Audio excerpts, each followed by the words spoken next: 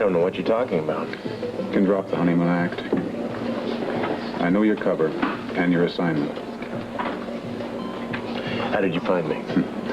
Unimportant. Natalie sent you. Oh, I mean, Natasha. I was sent by Control. He was very displeased with your handling of the situation. You were to break into Gerald's lab, get the information on the progress of the Prometheus disk, and report back to Natasha. I did break into the lab, but I was interrupted and then I was delayed. I could not report back to Natasha without risking my cover.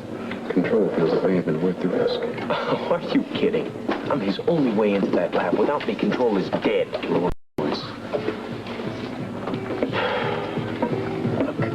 Look, I'm supposed to be a bridegroom in love. How would it have looked for me to miss a plane to my own honeymoon? Why haven't you phoned in since? You mean since I got here? Control feels it's a direct snub of his authority. I've tried calling several times, once even from lunch on the mountain, but Celia will not leave me alone. Believe me, my silence has been anything but intentional. And tell me, I'll relay the information. Well, I know you can be trusted. Nobody set up a code. You could be working for the other side. 3, 8, 9. Only an agent would know the 3 most guarded digits in the movement. I came for your report.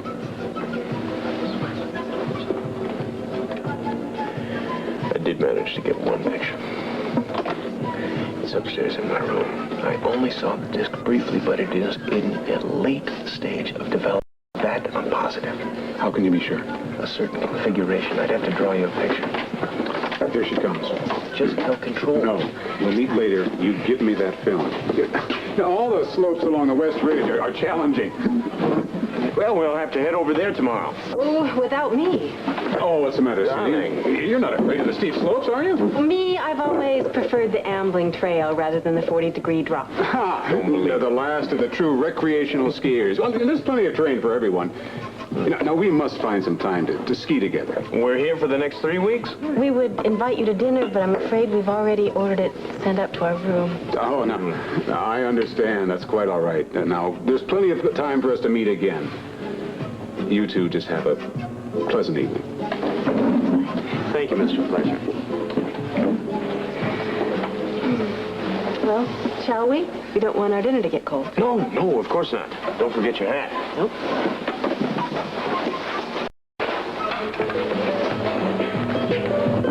Excuse me, Professor Gerald, isn't it? Yes. Excuse me, are we acquaintances? No, not exactly. I'm Natalie Dearborn. I work with Grant Putnam. And I saw you the other day at the wedding, but I didn't have a chance to introduce myself. That's very nice to meet you. Oh, it's lovely to meet you. I'm a great admirer of your work, especially the ones on motion studies. Well, I'm surprised anyone ever read those. Well, I'm a physical therapist, so I made a point to read all of them. Actually, I'm here at the university today because I'm covering a lecture while Grant's on his honeymoon. You haven't had a chance to talk with him, have you? No, not since the airport, night he left. He almost missed his plane, you know. Come to think of it, that whole night was jinxed. First, Grant got called back to the hospital. Then I came down with a sneezing fit and had to return here. Then I got so involved with my work, I forgot all about Grant. Well, I don't know how, but somehow it all worked out in the end. At least Grant made his plane. Sounds like quite an evening. It was certainly more exciting than most of my evenings. Oh, I'm sorry. This is Connie Townley, who's in charge of security of my latest project. How do you do? I'm sorry, I missed the name. Ah, Natalie Dearborn. Yes. Nice. Security. That must mean you're working on something very important. Well, so they keep telling me. Though with all these delays, I'm not sure I'll ever finish it. Oh, well, personally, I wouldn't mind a distraction now and then. Not if it means extra work later on. No, that's true. I suppose it is best to get on with it and then move on to other things. My philosophy exactly. It's so nice seeing you. I must get back to the hospital. Yes, of course. Stop around again sometime and we'll talk about your work. I would enjoy that. Miss Townley. Nice to meet you. You too. Well, now, who offered to pay for the copy? You or me? Professor, I'm really starting to worry about you. I mean, you're definitely living up to the cliche of the absent-minded professor. It's called getting old. You never. So you think surgery's necessary? Without a doubt, but I gotta warn you, you're gonna have trouble. Why? Because of the condition of her arteries? Well, because of the family. This is the same Gertrude Larrick that I talked to several times in the past, right? That's right, that's right. I saw your notations in the chart. I saw her 3 times. I recommended the same operation 3 times, and I got absolutely nowhere. I mean, you're going to find out soon enough. The husband won't agree to it. He's a fanatic. What do you mean, fanatic? I don't mean religious in any way, shape, or form. I mean the fact that the man is crazy, and no way could I talk him into doing surgery. Well, they have no choice right now. Monica, they had no choice then. Now you're at a no-turn-back point. I mean, if she doesn't have an operation now, she's going to die, and I would say very soon. Yes, well, I see. I'd give her about 6 weeks. Without the operation, she has no chance whatsoever. The only chance you have is to talk him into allowing you to operate. Well, he's on his way over. I called him. I said it was urgent. Good luck. Well, thank you. Maybe my feminine charms will win him over. Sure hope so, because I tried every possible course with him and I got nowhere. I wish I had some time to help you out on it, but I've got a late surgery scheduled myself. That's all right. Good luck to you, too, then. You're going to need it more than I am. Let me know how it turns out. Oh, yeah, right, thanks. Dr. Frank Richard, call X-ray staff. Dr. Frank Richard, call X-ray staff. Excuse me, I'm looking for Dr. Quartermain. My name is Larry. Mr. Larrick. Monica. I am Dr. Monica Quartermain. Oh, Thank you for coming over. Why don't we just go sit down on the lawn? yeah, listen, when can she be released? You know, I want her out of here as soon as possible. Excuse me, Mr. Larrick, just wait a second. Sit down, please. Yeah. Look, I'm afraid your wife cannot be released until she has an operation. Oh, no, absolutely not. No operations. Now, that's out of the question. I mean, you know what? Prescribe some pills for her, something like No, that. Mr. Larrick, please. Now, listen to me. I know what happens on those tables.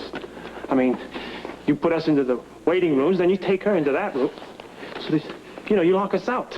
You keep us out so that you can cut her open, rearrange her insides. No, that's not right. That's not right. Your wife needs this operation. I don't believe you. Well, you should. Other doctors have told you this, Mr. Larrick. I know that for a fact. Yeah, well, they lied. I mean, you're all liars, right? Your wife will die if she doesn't have this operation. Now, look, just give her some pills. I can take care of... Mr. Larrick, please. Pills aren't going to do any good anymore. Let me explain something to you. Now, your heart is a muscle. It's a muscle like any other muscle. It needs to be in good working condition. It needs to be resilient and flexible. And your wife's condition with the coronary illness she has, her heart isn't in good working condition. It is hardened up. If it gets any harder, it will reduce its capacity to work and possibly stop working altogether. And the operation is the only chance she has. That's why we would be doing it. Just to make that muscle flexible and resilient. Mr. Larrick? You said she might die. Yes. Yes, and if you want the honest truth, it might be too late already.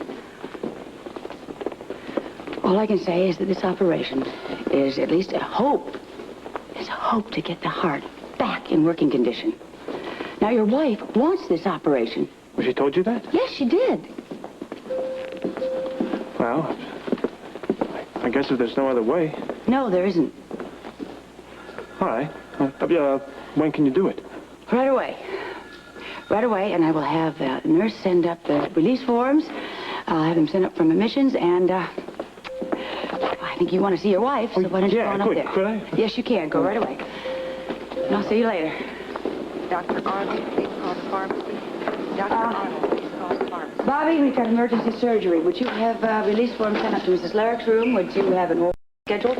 And would you please scrub, because I need you. Yes, doctor. There's Darcy Troutman, report to the 8th floor burn ward. Amy, you could have with me. Report to the 8th floor I've burn been on since 10. I know, and I'm really sorry, but it's an emergency surgery. Sure. Thank you. I owe you one. Yeah. Dr. Dan. Main desk, Miss Vining. Could you hold for a second? Main desk, Miss Vining. Can I help you? Yeah. Hi, Rick. Brian? Jones just been with the parents of a child cancer patient. What are you still doing here? 3 hours of a very long and rough surgery. Rough, but not nearly as bad as Monica's. She's been in there 7 hours with Gertrude Lyric, and it's not going well. Well, that's not your problem. Why don't you go home and get some sleep? Well, I'm kind of just hanging around here stalling, hoping that my patient will be out of the ICU. What's your excuse? Claudia lock you out? I just want to get this last shot of caffeine before, I go, so I won't fall asleep behind the wheel. I know that story very well. Drive carefully. Thank you, I will.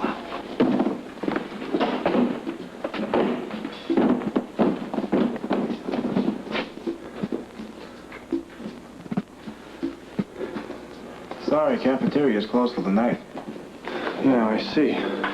There's some coffee over there. It's lousy, but it's still pretty strong. Thanks. That's what I need.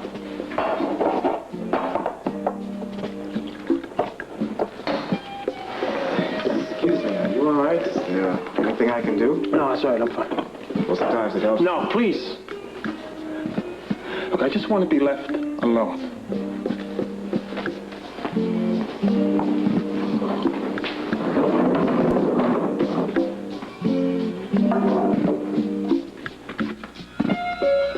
This is going to be a tough one, but I didn't really expect this. How long have we been at it? Just shy of 7 hours, Doctor. Unbelievable. How are you holding up? All right, considering I thought it was just about 5 hours. More section. Last piece coming up. Okay. How are we doing? All signs are stable. Bleeding's under control. Good. That's one last artery, and I think we can call it a day. You are doing a great job. Oh, thank you. Okay. All right, that looks like we did it. I'll close. Thank you. Want to thank everyone. That was a job well done. We got a problem. Blood pressure's dropping. She's resting. I'm starting heart massage. Code blue. No response. Epinephrine, 1 to 10,000. Stat. Bicarb 1 amp.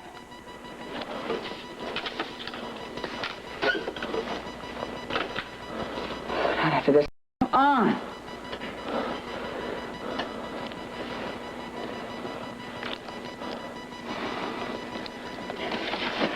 Come on, you can do it. You get still no response. All right, defibrillator.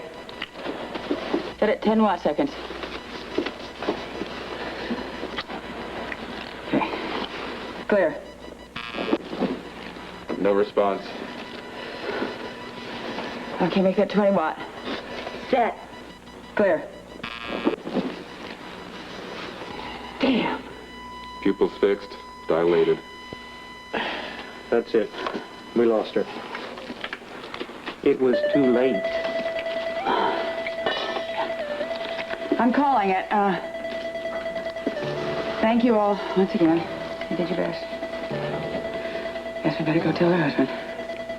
I'll come with you. Thank you, Barbara. I know it's not much consolation. You did everything you could.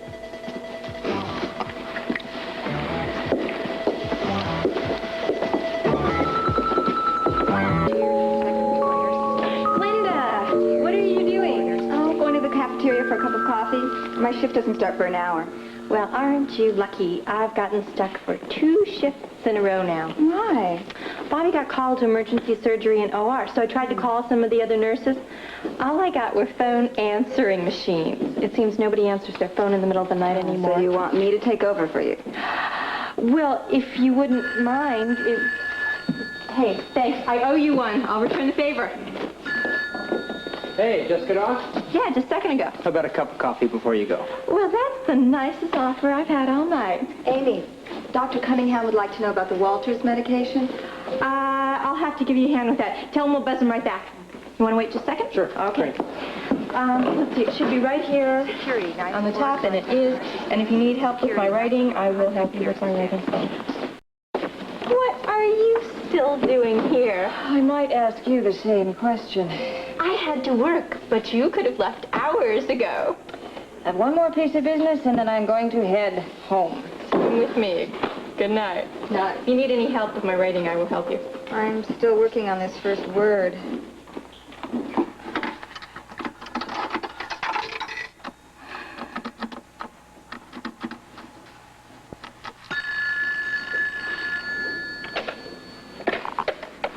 Yes? Yuri, it's me. I don't have anything good to report. Grant did not call in, but I do have some additional information for you. If one is that the disk is not yet complete, I already know. You put the plan into effect already? I told you I had. Well, I didn't know you were going to start immediately. My operative reported it in 4 hours ago. He already made initial contact with Grant. And does he also know that Gerald will not be working on the disc for a while? No. How did you find out? I found that out myself by paying a little visit to the university this afternoon. Well, that's good. At least that buys us a little time. Well, before you start celebrating, you should also know that the reason for the delay is because they are putting in additional security. That's not good. But at least I still know you're back on the track. Yuri, I never left it. In any event, with you working here and my man in Chile getting a full report from Grant, we should get all the information we need. Yes. Very soon.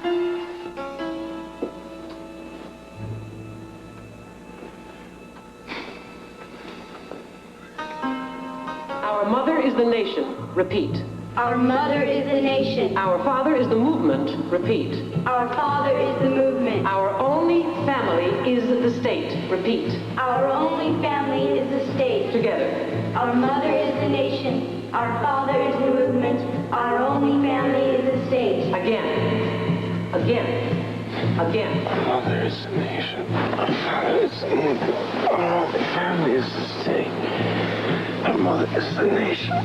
Our father is the movement. Our only family is the state. Grant. Our mother is the Grant. Grant, are you all right? You were saying something about your mother and father.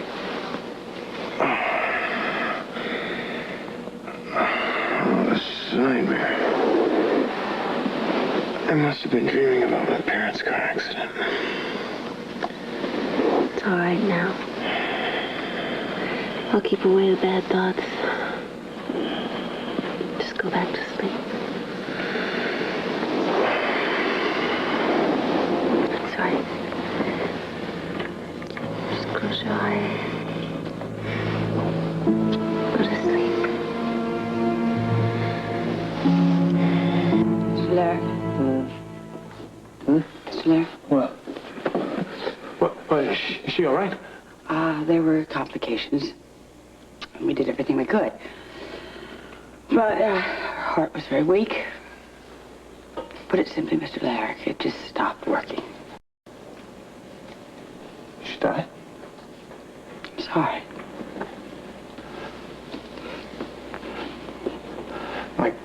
My Gertrude died? I thought you... Listen, Mr. Larrick, you know, I told you about your wife's heart. It was very fragile. There wasn't really much hope in the first place. So you killed her, huh? No, wait a minute. No, but you killed her? Mr. Larrick, everything that could be done was done for your wife. I mean, you took your knife, you cut her open, and you killed her. I mean, you murdered her. There was no reason for that. No, listen, you doctors. You lying doctors. That is not true. Yeah, now listen. Now, wait a minute. You said everything was going to be all right. I didn't promise you. You said it was a simple operation. But I knew, see? Oh, I knew. I knew what was going to happen. I don't know. Now, you tell me. How's it feel now that you're under the knife? How does it feel that your life is in my... Get out of here! Get out of here! You keep everybody else out of here. I'll kill her, you hear me? I blow her away.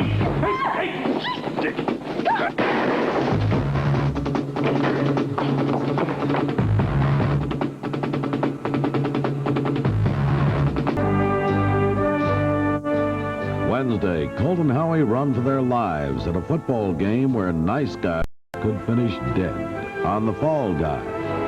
Then Jake Cutter hunts for the treasures of a lost tomb and becomes the target of an ancient curse on the Gold Monkey.